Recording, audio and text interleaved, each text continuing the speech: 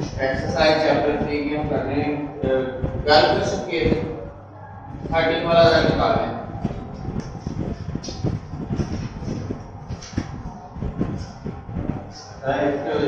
Statement और nine के आगे भी जो भी है जी तीन है पार्ट ए बी और सी क्या है जैसे show not ideal behaviour at low temperature and high pressure explain this with the help of graph non ideal behaviour low temperature and high pressure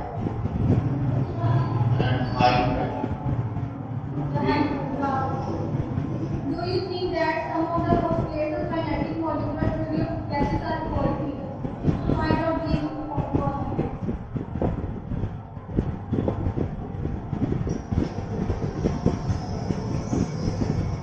third Hydrogen and helium are ideal at room temperature, but SO2 and Cl2 are non-ideal. How will you explain this?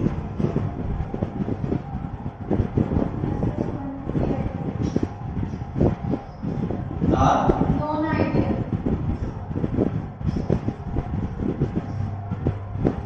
ये तीन parts के first part है ना non ideal behaviour. ये आपको graph से हमने question में कहा है, इसमें आपने नॉन आइडियल बिहेवियर लॉ का भी पढ़ा। उसमें ये है कि आप इस तरह का ग्राफ ड्रा करते हैं। दो ग्राफ है एक्चुअली जो आपके टॉपिक में एक्स एक्सिस पे प्रेशर है जो इस तरफ से इंक्रीज हो रहा है और y एक्सिस पे जो है ना वो है PV ओवर RT ये फैक्टर है। ठीक है, अब इस फैक्टर की वैल्यू जो है ना वो पहले 0.5 है या 0 है 0.5 है फिर यहाँ पे 1 है फिर यहाँ पे 1.5 है ऐसे ही है। तो प्रेशर उसकी वैल्यू में जब ग्राफ ड्रा करते हैं ना तो आइडियल केस में हमारे पास उसका स्ट्रेट लाइन आती है जो प्रेशर एक्सिस के पैरेलल है। अब ये वाला जो ग्राफ है ना ये है 0 डिग्री सेंटीग्रेड पे और ये वाला जो ग्राफ है ना ये है 100 डिग्री सेंटीग्रेड। सिमिलरली बिल्कुल इधर भी आपके पास ऐसे ही एक आइडियल लाइन है। अब देखना आपने ये है कि कुछ गैसेस हैं इसमें, यहाँ पर देखेंगे हीलियम है, ये हाइड्रोजन है, ये नाइट्रोजन है और ये कार्बन डाइऑक्साइड 0 डिग्री सेंटीग्रेड। देख रहे हैं ये आइडियल लाइन है। अब ये आइडियल को फॉलो नहीं करनी। देखें प्रेशर लो होगा ना तो आइडियल लाइन से ये इतना डेविएट कर रही है, जितनी इस लाइन से वे होगी ना उतनी वो गैस नॉन आइडियल होगी। जैसे जैसे प्रेशर बढ़ रहा है ना तो देखें ये अवे जाती जा रही है, ज्यादा डेविएट कर रही है, ज्यादा नॉन आइडियल होती जा रही है। इसका मतलब है जब आप हाई प्रेशर पे चले जाएंगे ना तो देखें ये कितनी ज्यादा डेविएट कर रही है। हाइड्रोजन हाइड्रोजन उससे भी ज्यादा डेविएट कर रही है। हर गैस हाई प्रेशर पर नॉन आइडियल हो रही है। ठीक है, यानी कि आइडियल बिहेवियर से अवे जा रही है, यानी कि वो नॉन आइडियल हो रही है। लो टेंपरेचर पे है, जब आप हाई टेंपरेचर पे करते हैं ना, अच्छा इसमें आपको प्रेशर का तो बड़ा क्लियर है, जैसे जैसे प्रेशर इंक्रीज हो रहा है गैस नॉन आइडियल है। लेकिन हाई प्रेशर पर गैस क्या है ये देखिए नॉन आइडियल। लो टेंपरेचर पे ये है, इसको हाई टेंपरेचर पे जब हम ड्रा करेंगे ना तो फिर आपके पास ये आएगा graph helium hydrogen nitrogen carbon dioxide. अब देखें 0 से 100 पे चले गए, टेंपरेचर हमने बढ़ा दिया। अब टेंपरेचर बढ़ाने से देखें ये वाली जो गैसेस है ना क्लोज हो गई। अगर हीलियम का देखें कि इस प्रेशर पे 0 डिग्री पे इतनी नॉन आइडियल और यहाँ पर अगर देखें तो इतनी है कम है। मतलब नॉन आइडियल कम हो रही है, मतलब हाई टेंपरेचर जब आप देंगे ना ये दोनों फैक्टर बनते हैं। लो टेंपरेचर पे ये ज्यादा नॉन आइडियल है। तो दो फैक्टर है, लो टेंपरेचर और हाई प्रेशर। ठीक है, ये कंडीशन ऐसी है जिस पर जो मॉलिक्यूलर फोर्सेस है ना वो डोमिनेट करती हैं। लेकिन एक गैस है, मॉलिक्यूल दूर है, आपको हाई प्रेशर दे देना, पास आ जाएगी। जब पास आ जाएंगी ना तो उनमें थोड़ी सी अट्रैक्शन डेवलप होना शुरू होगी। अट्रैक्शन डेवलप होना शुरू हुई तो उसका मतलब है वो नॉन आइडियल होगी, उस पे वान डर वाल्स जो इक्वेशन है वो अप्लाई होगी। और लो टेम्परेचर क्या करता है, temperature directly proportional kinetic energy के। टेम्परेचर कम करेंगे तो काइनेटिक एनर्जी वो ज्यादा मूव भी नहीं कर सकेंगे, स्लो मूव करेंगे तो अट्रैक्शन भी बढ़ेगी, प्रेशर से जुड़ना शुरू हो जाएंगे।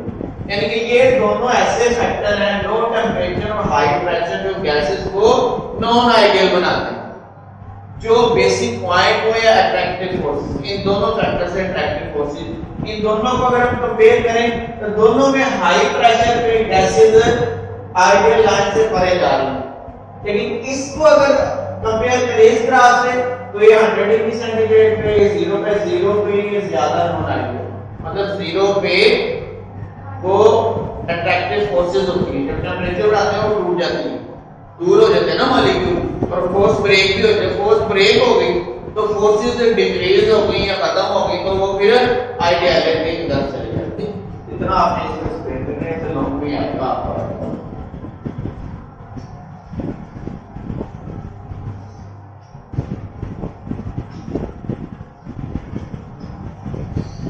नेक्स्ट देखिए बी पार्ट इसका काइनेटिक मॉलिक्यूलर थ्योरी के आपको पता है इसके पोस्टुलेट से 8 या 9, उसमें दो ऐसे थे जो फाइटिंग, वो वान डर वाल्स साइंटिस्ट था, उसने पॉइंट आउट किए थे, तो वो आपने यहां पे मेंशन करते हैं। फर्स्ट क्या है, there are no attractive forces between the gas molecule. जो काइनेटिक मॉलिक्यूलर थ्योरी कहती है कि गैस के मॉलिक्यूल के दरमियान अट्रैक्टिव फोर्सेस नहीं है। दूसरा पॉइंट ये है कि actual volume of gas molecule is negligible as compared to the volume occupied by the gas. इसकी समझ आया? ये देखिए एक सिलेंडर है, जैसे आपने वो फॉस्फेट भी लेते हैं, इसमें ना ये गैस इंक्लूड है। ये जितना भी इसमें वॉल्यूम ऑक्युपाई किया हुआ है ना, ये वॉल्यूम ऑक्युपाइड बाय गैस है। ये आप देखिए 5, 10, 15, 20, 25, 30 मॉलिक्यूल है। इनको आप इकट्ठा करेंगे 1, 2, 3, 4, 5, 6, 7, 8, 9, 10, 11, 12, 13, 14, 15, 16, 19, 20, 21, 22, 23, 24, 25, 26, 27, 28, इतना मॉलिक्यूल को इकट्ठा करें तो ये एक्चुअल मॉलिक्यूल, एक्चुअल वॉल्यूम है। लेकिन इतना असल में किसी गैस का होता नहीं है, वो लिक्विड में कन्वर्ट हो जाता है। एक्चुअल वॉल्यूम, इस वॉल्यूम को जो गैस ने ऑक्युपाई किया हुआ है उससे हम इसको नेग्लेक्ट कर सकते हैं, ठीक है। ये इसके मुकाबले में नेग्लिजिबल है, ये इसका मतलब। अगर आपने दो फॉस्फेट्स लिखते हैं,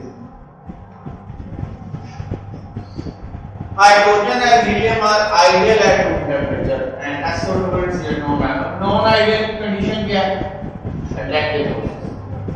तो SO2 और Cl2 ये ऐसी गैसेस हैं, SO2 एंड Cl2, इन दोनों का एक तो साइज भी लार्जर है, ठीक है। जब साइज लार्ज हो तो आपके पास